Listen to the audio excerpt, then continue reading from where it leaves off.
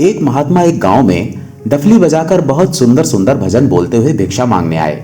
कंधे पर एक बड़ा सा थैला लटकाया हुआ था। जिस घर से जो भी मिलता थैले में डाल लेते।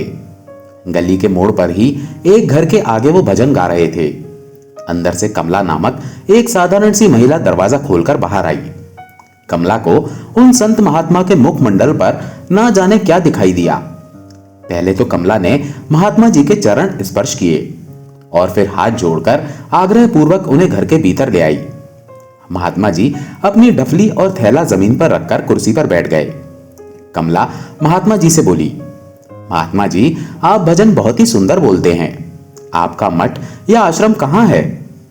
महात्मा जी बोले, बेटी, संत और पानी चलते रहने चाहिए। हमारे गुरु की आज्ञा है कि कभी रुकना नहीं, एकांत में भजन स्मरण करना और भ्रमण करते समय भजन बोलकर लोगों को जगाना। मेरे साथ दो साथी और भी हैं। वे साथ वाले कस्बे में गए हैं। दोपहर को गांव के बाहर मिलेंगे, इकट्ठे खाना खाएंगे और अगले गांव चल पड़ेंगे। कमला बोली, महात्मा जी, मेरे पति को स्वर्गवास हो चुके 4 साल हो गए हैं। मेरे एक बेटी और एक बेटा है। दोनों पढ़ते हैं। मैं गांव वालों के कपड़ों की सिलाई करके जैसे तैसे गुजारा चलाती हूँ। बस अब तो यही इच्छा है कि बच्चे अच्छी पढ़ाई करके कमाने योग्य हो जाएं और बेटी की शादी करके मैं सुखी हो जाऊं। कमला बोली, मैं भाग्यशाली हूं कि आपने मेरी विनती स्वीकार की और मेरे घर चरण डालकर मेरे घर को पवित्र किया। मेरी एक विनती और स्वीकार कीजिए। घर में जो भी रूखा सूखा बना है ग्रहण करें। कमला के आग्रह को स्वीकार करते हुए संत बोले, जा मेरी बच्ची, 2 चपाती और जो दाल सब्जी बनी है ले आ। कमला खाना लेने रसोई में गई। उसने थाली में भोजन परोसकर महात्मा जी के सामने मेज पर रख दिया। महात्मा जी ने उठकर हाथ धोए, कुछ मंत्रों का मुख में उच्चारण करके भोजन शुरू किया। भोजन समाप्त किया तभी स्कूल से बच्चे भी आ गए। बच्चों ने महात्मा जी को माथा टेका। महात्मा जी ने खाना समाप्त किया, अपनी डफली और थैला उठाकर चलने को तैयार हुए। कमला ने महात्मा जी को माथा टेका तो महात्मा जी ने आशीर्वाद देते हुए कहा, बेटी, हमेशा खुश रहो। कल जिस काम से दिन शुरू करोगी सारा दिन वही काम करती रहोगी। इतना कहकर महात्मा जी चले गए। कमला ने बच्चों को खाना खिलाया और सिलाई मशीन पर काम करने बैठ गई। शाम हुई तो काम से उठकर रसोई में जाकर रात का खाना तैयार करने लगी। बेटा होमवर्क कर रहा था। माँ ने बेटे को आवाज लगाई। तीनों ने मिलकर खाना खाया, इधर उधर की बातें कर रहे थे कि तभी दरवाजे पर दस्तक हुई। कमला ने दरवाजा खोला तो 6-7 घर दूर रहने वाली सरिता नामक महिला खड़ी थी। राम राम कहने के बाद वो बोली, मुझे कल अपने भाई के घर जाना है। मुझे कोई अच्छा सा सूट का कपड़ा दिखाओ। कमला ने सरिता को सूट का कपड़ा दिखाया। सरिता एक सूट का कपड़ा पसंद करके अलग निकालकर कमला को पकड़ाते हुए बोली, ये सूट मुझे कल शाम तक जरूर दे देना। कमला के हामी भरने के बाद सरिता चली गई। सुबह होते ही कमला उठी और हाथ मुंह धोकर सरिता का सूट सिलने के लिए इंची टेप निकालकर कपड़े का माप करने लगी। 1 मीटर, 2 मीटर, 3 मीटर, 4 मीटर, ये क्या? कमला हैरान थी। एक सूट में इतने मीटर कपड़ा और कपड़ा खत्म होने का नाम ही नहीं ले रहा था। वो मापती जा रही थी और कपड़े का ढेर बढ़ता जा रहा था। चाहते हुए भी उसके हाथ रुक नहीं रहे थे और उसे रत्ती भर थकावट भी नहीं हो रही थी। आज बच्चे स्कूल भी नहीं गए थे तो दोनों कपड़ा इकट्ठा किए जा रहे थे। शाम तक कपड़े के अंबार लग गए। पास ही शहर के कपड़े के व्यापारी के कानों तक जब ये खबर पहुंची तो वो अपने मैनेजर को साथ लेकर कमला के घर पहुंच गया। कपड़े को जांचा और मैनेजर से सलाह करके सारा कपड़ा खरीद लिया। उसने कमला को इतनी बड़ी रकम का चेक दिया जिससे कमला के बच्चों की पढ़ाई और बेटी की शादी बड़े आराम से हो सकती थी।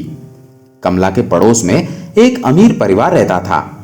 उस परिवार में रहने वाली जानकी रानी नामक महिला कमला के घर आकर उसे बधाई देते हुए पूछने लगी, बहन, ये चमत्कार कैसे हुआ? कमला बोली, ये सब उन संत के आशीर्वाद से हुआ है। मैंने तो बस उन्हें खाना ही खिलाया था।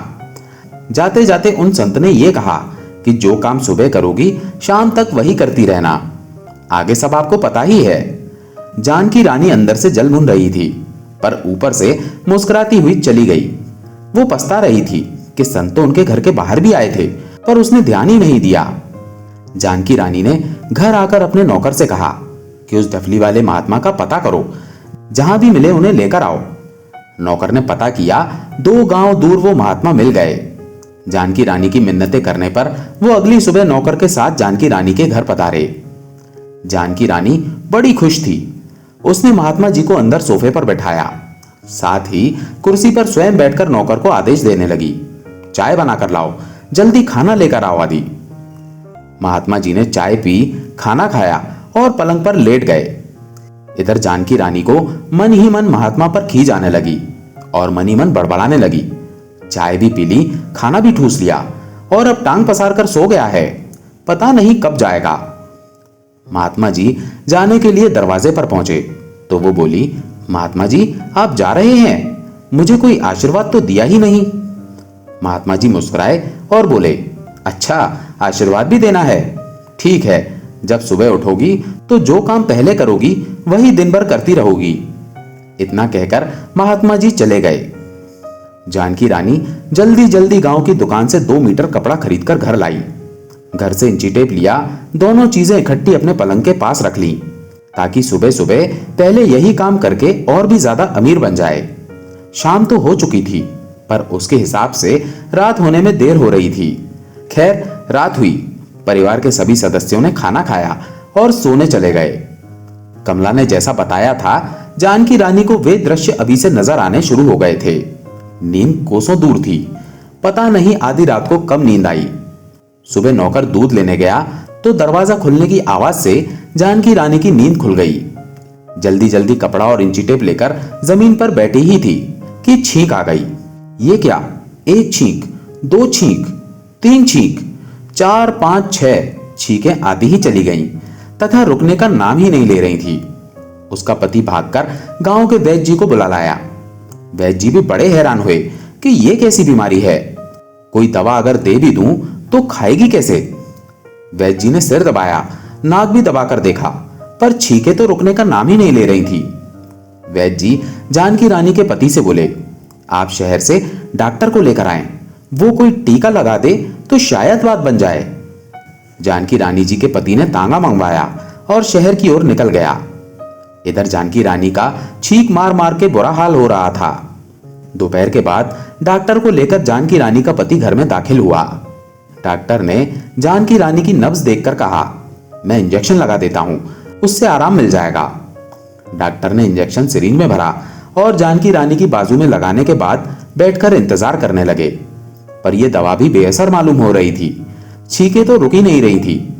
अब डॉक्टर ने कहा, मेरी डॉक्टरी लाइन में इस तरह का यह पहला केस है, आप इन्हें मेरे क्लिनिक में ले जाने की तैयारी करें, वहां जाकर ग्लूकोज में दवा मिलाकर देने से आराम मिलेगा। गांव के प्रधान की गाड़ी मंगवा ली गई, परंतु आश्चर्य, गाड़ी में जानकी रानी के बैठते ही उसकी छींकें रुक गईं। घर में खुशी की लहर दौड़ गई। सभी सोच रहे थे कि डॉक्टर के इंजेक्शन ने अपना काम कर दिखाया है, पर जानकी रानी जानती थी कि छींकें क्यों और कैसे रुकी है। संत महापुरुषों की सेवा करके प्रभु से मिलने का रास्ता मांगे, सांसारिक वस्तुएं अपने आप मिल जाएंगी। दोस्तों, आशा है ये कहानी आपको पसंद आई होगी। अगर पसंद आई हो तो वीडियो को लाइक करके चैनल को सब्सक्राइब जरूर कर लें। धन्यवाद।